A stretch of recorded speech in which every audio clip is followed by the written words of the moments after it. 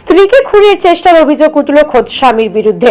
ঘটনাটি ঘটেছে শুক্রবার রাতে নরেন্দ্রপুর থানা এলাকার লস্করপুর পেয়ারা বাগান এলাকায়। ঘটনায় অভিযুক্ত স্বামী রাজেশ ঝাও ভাড়া করে আনা এক দুষ্কৃতীকে গ্রেপ্তার করেছে পুলিশ, যদিও অপর এক দুষ্কৃতী পলাতক। এই ঘটনায় আক্রান্ত গৃহবধূর অভিযোগ, অন্যান্য দিনের মতো গতকাল রাতে তার স্বামী বাড়িতে ফিরে আসেন। এরপর তার স্ত্রীর কাছ থেকে চাবি নিয়ে এদিন তিনি নিজেই গেটের তালা লাগাতে যান। গেটে তালা লাগাতে দেরি হচ্ছে দেখে গৃহবধূ দেখতে গেলে হঠাৎ করে এক দুষ্কৃতী তার মুখ চেপে ধরে। অপর আর একজন দুষ্কৃতী ধারালো অস্ত্র নিয়ে তার দিকে তেড়ে আসেন। সেই মুহূর্তে চিৎকার করতে থাকলে তাকে খাটে শুইয়ে তার গলায় ধারালো অস্ত্রের কোপ মারা হয়। আচমকা গৃহবধূর চিৎকারে আশেপাশে প্রতিবেশীরা দৌড়ে আসেন। ধরা পড়ার ভয়ে পালিয়ে যাওয়ার চেষ্টা করে দুই দুষ্কৃতী ও গৃহবধূর স্বামী। তবে স্থানীয় মানুষের তৎপরতায় একজন দুষ্কৃতীকে ধরা পড়ে যায়। তাকে জিজ্ঞাসাবাদ করে তল্লাশি চালিয়ে তার কাছ থেকে উদ্ধার হয় খড়দহ থেকে আসা লোকাল ট্রেনের টিকিট। গৃহবধূর অভিযোগ, তাদের দুজনেরই মুখ ঢাকা অবস্থায় ছিল। এরপর স্থানীয় লোকজন ওই গৃহবধূকে গুরুতর রক্তাক্ত অবস্থায় উদ্ধার করে চিকিৎসার জন্য হাসপাতালে নিয়ে যায়। গৃহবধূর গলায় ক্ষত চিহ্নে 7টি সেলাই হয়েছে।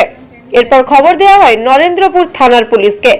পুলিশ এসে পাকড়াও হওয়া এক দুষ্কৃতী ও গৃহবধূর স্বামীকে গ্রেপ্তার করে নিয়ে যায়। গৃহবধূর আরো অভিযোগ, বিয়ের পর থেকেই তাকে শারীরিক ও মানসিকভাবে নির্যাতন করত তার স্বামী রাজেশ ঝা। কিন্তু সন্তানের মুখের দিকে তাকিয়ে সবকিছু মেনে নিতেন তিনি। এমনকি পাড়া প্রতিবেশীদের সাথে কথা বলতেও দিতেন না। মোবাইল ফোন ব্যবহার করতে পারত না ওই গৃহবধূ। এই করোনা ও স্কুল বন্ধ হয়ে যাওয়ায় স্বামীর কাছে তার সন্তানদের অনলাইনে পড়াশোনার জন্য একটি স্মার্টফোন কিনে দেওয়ার কথা বলেন। স্বামী ফোন কিনে না দেওয়ায় নিজের জমানো টাকা থেকে স্মার্টফোন কেনেন রূপা ঝা, কিন্তু স্বামীর কাছ থেকে লুকিয়ে রাখতেন ফোন। স্বামী বাড়ি থেকে কাজে বের হলে তারপরে ফোন ব্যবহার করতেন, কিন্তু স্বামী স্ত্রীকে ফোন ব্যবহার করতে দেখে ফেলেন। তারপরে এই খুনের চেষ্টা বলে অভিযোগ। তবে এখনো পলাতক রয়েছে আরো এক দুষ্কৃতী, তার খোঁজ তল্লাশি শুরু হয়েছে। স্বামী রাজেশ ঝা ও এক দুষ্কৃতীকে আজ বারুইপুর আদালতে তোলা হবে। তবে ঠিক কি কারণে এই খুনের চেষ্টা, তার তদন্ত শুরু করেছে নরেন্দ্রপুর থানার পুলিশ। रात में 12:30 बजे मेरे हस्बैंड आए, नॉक किए, मैं गेट पे गई, गेट खोली। फिर मेरे हस्बैंड बोले कि तुम अंदर जाओ, मैं ताला बंद करके अंदर आता हूँ। मैं बोली ठीक है। फिर मैं उनको चाबी दे दी और मैं अंदर चली आई घर के अंदर।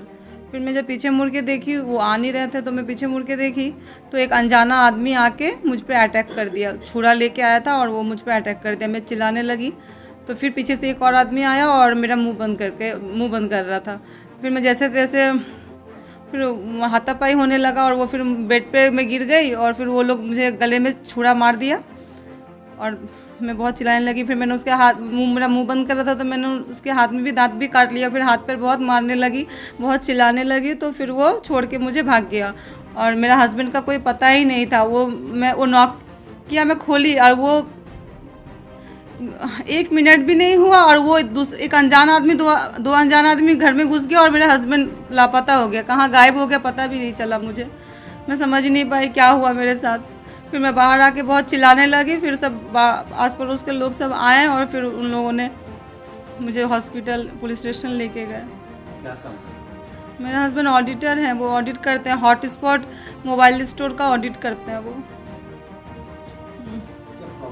कुछ प्रॉब्लम नहीं था, ऐसे भी मेरा 13 इयर्स मेरा शादी का हुआ है, तो उनके साथ रिलेशन शुरू में 2-3 साल तो अच्छा नहीं रहा। बहुत टॉर्चर किए मुझे, बहुत मारपीट मेरे साथ, मेंटली फिजिकली बहुत मेरे को एब्यूज़ भी किए हैं और बहुत टॉर्चर भी किए हैं। लेकिन अभी फिर भी बहुत सुधर गए थे। मैं देख रही थी कि हाँ अब उतना पीछे नहीं पड़ते थे और उतना झगड़ा वगड़ा भी नहीं होता था, लेकिन उनके अंदर क्या चल रहा था ये मुझे नहीं पता।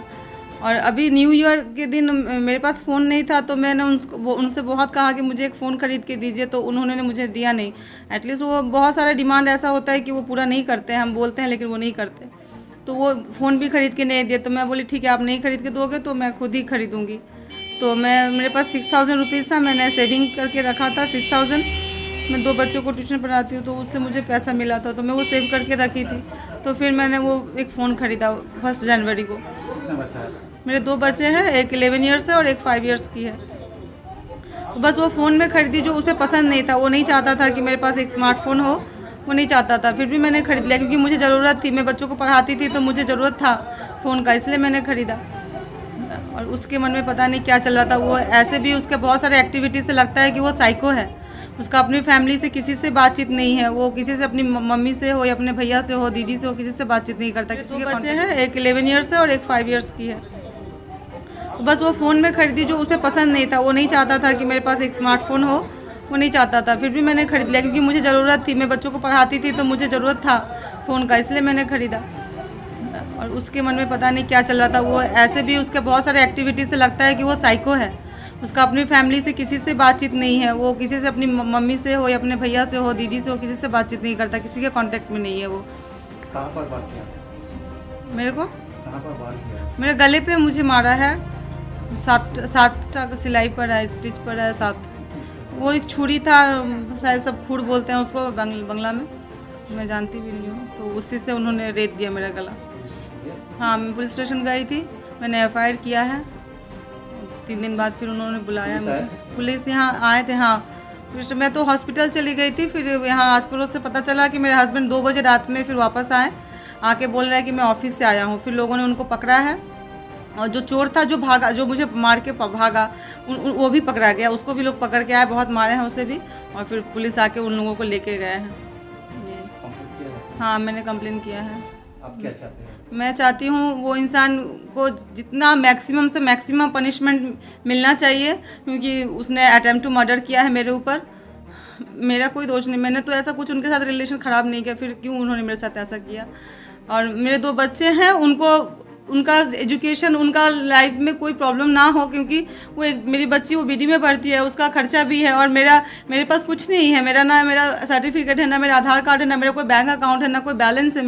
मेरे पास कुछ नहीं है। मैं एकदम हेल्पलेस हूँ। मेरे हस्बैंड ने मुझे हेल्पलेस बना के रखा है। उसने सब कुछ, मुझे एकदम बंदी बना के रखा था इस घर में, जो भी था। फिर भी मैं सेक्रीफाइस करके मैं रह रही थी। मुझे लगा वो एक दिन बदल जाएंगे, लेकिन वो बदल नहीं सके। वो आपका नाम? रूपा झा, आपका हस्बैंड का नाम? राजेश झा। जो आदमी आया था, कितना आदमी वो 2 आदमी था। उन लोगों को मैं नहीं पहचानती। वो पता नहीं वो कहाँ का था। वो लोग कहीं दूर से आया था। वो क्योंकि मैं ऐसे भी बहुत कम बाहर निकलती हूँ और मुझे तो ज़्यादा आइडिया भी नहीं है यहाँ के कौन लोग कैसे, कहाँ रहते हैं, क्या रहते हैं। अब वो दोनों तो बहुत ही अनजान थे। मुख को सॉल से ढक के आए थे।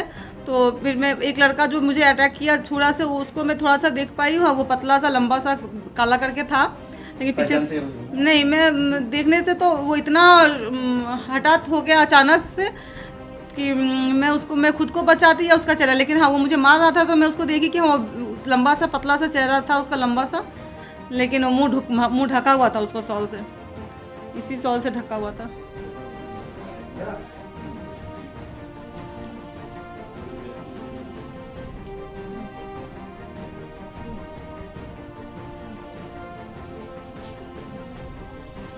পড়েছে তো এইসব হাত কেটে গেছে আমার, ছোট হাত থেকে ছিঁড়ে ফেলছে।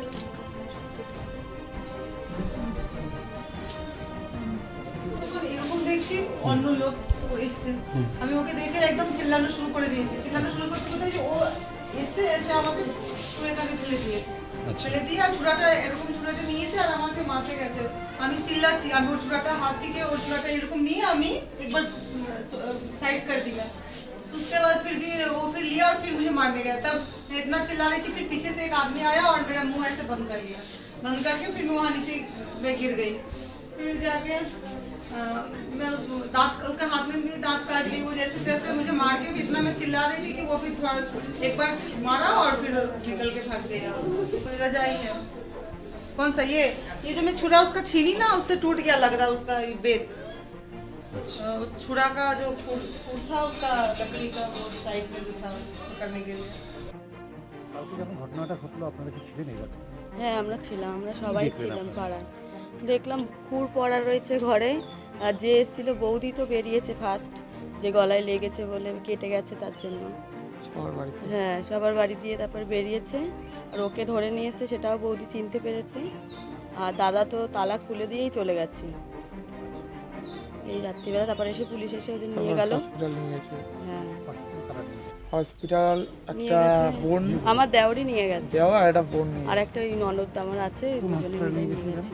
অনেকগুলো হ্যাঁ, hospital। অনেকগুলোতে নিয়ে গেছে। প্রথমে হিন্দুস্তান, তারপর বাগায়তিন, ওখান থেকে ভাঙড়ে ভাঙড়, গেছে। তারপর ওখান থেকে ডাইরেক্ট পিছিয়ে চিত্তরঞ্জন। বাইরের লোক এসে এখানে এসে এরকম ধরনের ঘটনা ঘটলো কি আগে কি এরকম ধরনের না ঘটনা কোনো কোনোদিন দিন হয়নি, এই হয়নি, first time। এই ফার্স্ট। আমরা তো ভাবতেই পারছি না, কিরকম লাগে, কতটা আতঙ্কে রয়েছে? অনেকটা আতঙ্কে আছি। সারা রাত আমরা এমনি ঘুমাই না, আর এখন তো আরো ভয় বেড়ে গেল। এরকম কোনো ছিলই না তার আমাদের মধ্যে এখানে। এই পাঁচিলটা একটু প্রোটেক্ট করতে হবে আমাদের, এখন কি চাইছেন বলুন তো আপনারা? আমরা চাইছি আর বর যেন না বেরোতে পারে, একটু শাস্তি আর যারা- শাস্তি চাইছি। আর যারা- তাদেরও শাস্তির দরকার। হ্যাঁ তাদেরও শাস্তি চাইছি, বরেরও শাস্তি কিন্তু দরকার, বরেরও শাস্তি চাইছি। আপনারা কি মানে এখানে প্রতিবেশী? আমরা প্রতিবেশী। বেশি। হ্যাঁ, আপনার নাম? আমার নাম পিঙ্কি নন্দী। ফার্স্টে হচ্ছে বৌদি দেখি কাঁদছে, তো আমি ফার্স্টে ভাবছি যে কে কাঁদছে, আমি যে কুকুর কাঁদছে, তো বাইরে বেরিয়েছি, দেখি বৌদি এখান থেকে দেখি দৌড়েছে। দৌড়ানোর পর দেখি বৌদি কান্নাকাটি করছে, আমি বলছি কী হয়েছে, তখন বলছি কি আমাকে মানে খুর চালিয়েছে। তারপরে দেখছি অনেকটা কাটা, তারপরে আমি স্যাভলন দিয়েছি তুলোতে করে। তারপর বৌদির সাথে রাত তখন কটা বাজে, 12:30 12:30 বেজে গেছে তখন বলছে, তারপরে এলাম, তারপরে স্যালন দিলাম, তারপরে বৌদিকে হসপিটালে নিয়ে গেলাম। ফার্স্টে হচ্ছে বাঘাযতীনে নিয়ে গেছি, তো ওখানে এটা করতে পারবে না বলছে। তারপরে ওখান দিয়ে চিত্তরঞ্জনে নিয়ে গেলাম। রাত তখন কটা বাজে, দুটো বাজে, 1:30 বাজে। তখন হচ্ছে তোমার 1:30 বাজে। তারপরে ওরকম মানে করতে করতে তখন বাড়িতে এসছি কখন, 5টার সময় বাড়িতে, 5:30। সেলাইটা হচ্ছে চিত্তরঞ্জন হসপিটালে। তারপরে বাড়িতে এলাম। না এবার ফার্স্ট এই রকম ঘটনা এই এলাকায়, আমাদের এই পাড়ায় হয়েছে ফার্স্ট টাইম, এই এলাকাটায় ফার্স্ট টাইম। এর আগে কোনো দিনও হয়নি। আর এই জায়গাটা যেহেতু ব্যাক সাইড, তো এখান থেকে আসতে অনেকটাই সুবিধা হয়, মানে অনেকটাই প্রচুর, কারণ এটা এখানে ফার্স্ট টাইম হয়েছে, এর আগে কোনো দিনও এটা হয়নি এরকম।